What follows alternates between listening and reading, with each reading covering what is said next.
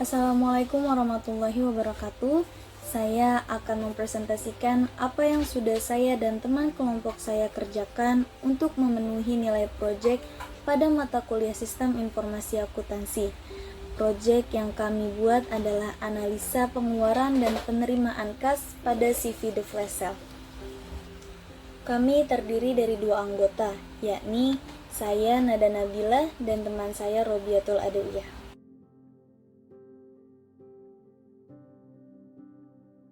Alasan kami memilih judul tersebut adalah CV The Flash Sale bergerak di bidang penjualan pulsa, paket data internet, dan aksesoris handphone. Dengan perkembangan teknologi seperti handphone dan laptop, akan sangat membutuhkan pulsa dan kuota internet sebagai sarana komunikasi dan informasi, sehingga menimbulkan peningkatan penjualan dan pesanan dari customer. Maka, CV The Flash Sale membutuhkan sistem baru yang dapat membantu kegiatan operasional toko, seperti pencatatan penerimaan dan pengeluaran kas yang masih menggunakan sistem manual. Maka dari itu, kami tertarik membahas kasus dalam sebuah laporan dengan judul Analisa Sistem Pengeluaran dan Penerimaan Kas pada CV The Flash Sale. Kami melakukan pengumpulan data yang kami miliki dengan 2 metode, yakni metode wawancara atau interview dan metode observasi. Metode wawancara atau interview yaitu dengan melakukan wawancara langsung kepada pemilik konter dan pegawai konter di CV The Flash Sale Depok. Yang kedua adalah metode observasi, yaitu merupakan teknik pengumpulan data dengan penelitian langsung untuk mengumpulkan data dan menganalisa data yang didapat serta mengamati secara langsung aktivitas yang dilakukan oleh karyawan. Ruang lingkup masalah. Untuk memperjelas masalah yang akan dibahas agar tidak terjadinya pembahasan yang meluas dan menyimpang, maka dibuatnya suatu batasan masalah. Adapun ruang lingkup permasalahan yang akan dibahas, yaitu hanya pada seputar kegiatan pada konter CV The Flash seperti bagaimana proses permintaan pengadaan barang, pengeluaran kas untuk pembelian barang, dan penerimaan dari terjadinya transaksi penjualan barang. Selanjutnya adalah proses bisnis sistem berjalan. Dalam proses bisnis berjalan CV The Flash Sale, yaitu proses pemesanan pengadaan stok barang, proses pembayaran, proses menerima kas, dan proses laporan stok barang. Yang pertama yang akan kita bahas adalah proses pemesanan pengadaan stok barang. Pada proses ini, karyawan CV The Flash Sale akan merekap stok barang yang habis. Kemudian, rekapan tersebut diserahkan kepada supervisor. Lalu, supervisor akan mengecek kembali dan melaporkan permintaan pengadaan barang kepada owner. Setelah itu, barulah owner yang akan melakukan pemesanan barang kepada supplier. Dan yang kedua adalah proses pembayaran. Pada proses ini, supplier memberikan nota invoice pembelian kepada supervisor. Supervisor menyerahkan nota tersebut ke bagian keuangan, kemudian bagian keuangan akan membayar sejumlah uang sesuai dengan nota invoice pembelian. Jalan selanjutnya adalah proses penerimaan kas. Proses bisnis yang berjalan pada konter pulsa dan paket data saat penjualan barang adalah: pertama, customer mendatangi konter dan menanyakan ketersediaan barang yang customer cari. Selanjutnya, penjaga konter akan mencari dan menunjukkan barang yang dicari oleh customer, serta menawarkan barang lainnya yang tersedia untuk opsi pemilihan untuk customer. Selanjutnya, customer akan memilih barang mana yang akan dibelinya. Setelah yakin memilih barang mana yang akan dibeli, penjaga konter akan membuatkan struk pembelian sesuai dengan barang dan harga yang customer beli. Penjaga konter menyebutkan jumlah harga yang harus dibayar oleh customer. Selanjutnya, customer akan membayar barang yang ia beli sesuai dengan jumlah yang disebutkan oleh penjaga konter. Setelah customer memberikan uang pembayaran, Penjaga konter akan memberikan struk pembelian kepada customer. Proses bisnis selanjutnya adalah pembuatan laporan. Laporan yang biasa dibuat ada 2 laporan, yakni laporan persediaan barang dan laporan stok barang masuk. Pada laporan persediaan barang, dilakukan rutin setiap bulan untuk mengetahui banyaknya persediaan barang yang tersisa di toko, barang yang hilang, serta barang yang rusak. Yang pertama dilakukan adalah seorang karyawan akan melakukan pengecekan stok fisik, lalu karyawan akan menyesuaikan hasil pengecekan stok fisik dengan catatan persediaan barang sebelumnya. Jika terdapat selisih atau kurang pada stok barang, maka karyawan akan melaporkan kepada supervisor, dan supervisor akan melakukan pengecekan kembali dan merekap selisih stok barang yang hilang atau rusak. Selanjutnya, supervisor akan melakukan penghitungan jumlah stok barang yang hilang atau rusak dalam bentuk nominal.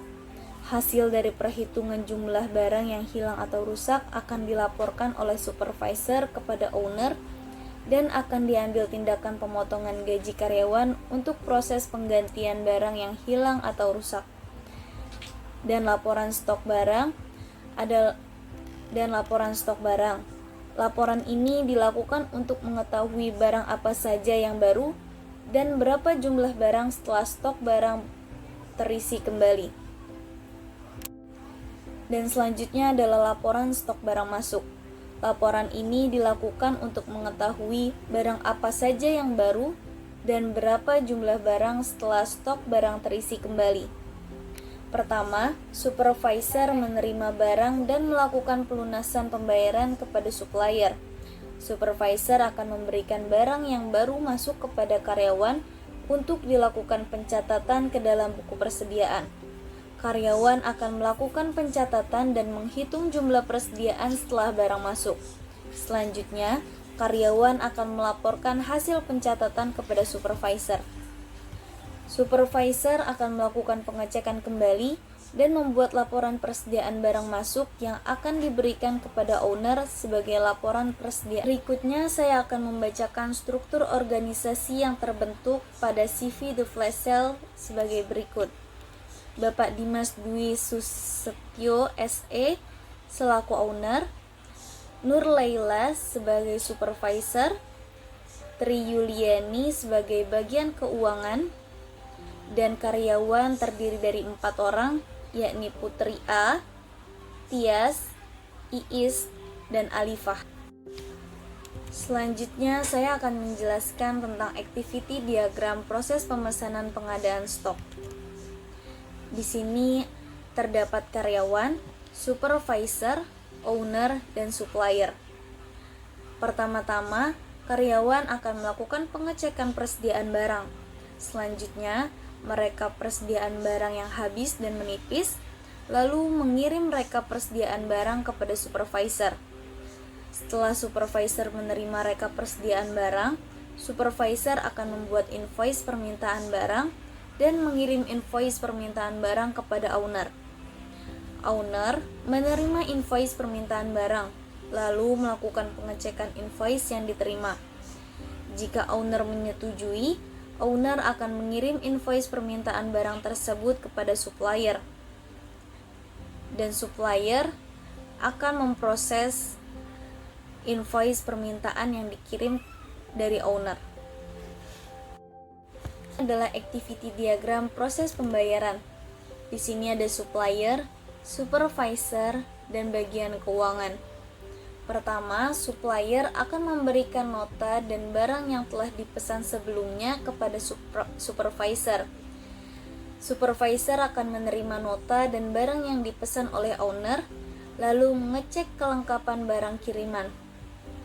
Jika sudah lengkap, supervisor akan menyerahkan nota pembayaran ke bagian keuangan, lalu bagian keuangan akan memberikan uang sebagai pembayaran tagihan. Lalu, supervisor akan memberikan uang tagihan pembayaran tersebut kepada sales. Namun, jika kelengkapan barang tersebut tidak lengkap atau tidak sesuai dengan nota pesanan, Supervisor akan mengirim kembali ke supplier, dan supplier akan melengkapi kekurangan barang atau memperbaiki kesalahan ketik. Jika sudah selesai, supplier akan mengirim kembali kekurangan barang dan nota setelah revisi kepada supervisor, dan supervisor akan melanjutkan step selanjutnya, yakni membayarkan uang tagihan pembayaran kepada supplier. Setelah supplier menerima uang tersebut, supplier akan menandatangani nota sebagai tanda bukti pelunasan tagihan, memberikan nota yang telah ditandatangani kepada supervisor, dan supervisor akan menerima bukti pelunasan dan supervisor akan menerima nota yang telah ditandatangani sebagai bukti pelunasan dan memberikan bukti tersebut kepada bagian keuangan, dan bagian keuangan akan menyimpan bukti pelunasan tersebut. Proses penerimaan kas. Di sini terdapat customer dan penjaga counter. Pertama, customer akan mendatangi counter dan menanyakan ketersediaan barang yang dicari. Selanjutnya, penjaga counter akan mencari barang yang ditanyakan oleh customer. Jika ternyata barang tersebut tidak ada, maka kegiatan tersebut akan selesai. Namun jika barang yang dicari oleh customer tersedia, penjaga counter akan menunjukkan barang yang dicari oleh customer. Dan penjaga counter juga menawarkan barang lain sebagai opsinya. Setelah diberikan kepada customer akan memilih barang yang akan dibeli, menunjukkan barang yang akan dibeli kepada penjaga counter, dan penjaga counter akan membuatkan struk pembelian sesuai dengan barang dan harga barang yang customer pilih. Selanjutnya, penjaga counter akan menyebutkan harga yang harus dibayar oleh customer. Setelah itu, customer akan memberikan uang pembayaran kepada penjaga counter. Setelah menerima uang pembayaran, penjaga counter akan memberikan struk pembelian sebagai tanda bukti pembelian. Lalu, customer akan menerima struk pembelian. Saya Robiano Adovia, saya akan memberikan presentasi tentang activity diagram proses laporan stok persediaan barang. Di sini ada karyawan, supervisor, dan owner. Karyawan melakukan pengecekan stok fisik, lalu menyesuaikan hasil pengecekan stok fisik dengan catatan persediaan sebelumnya.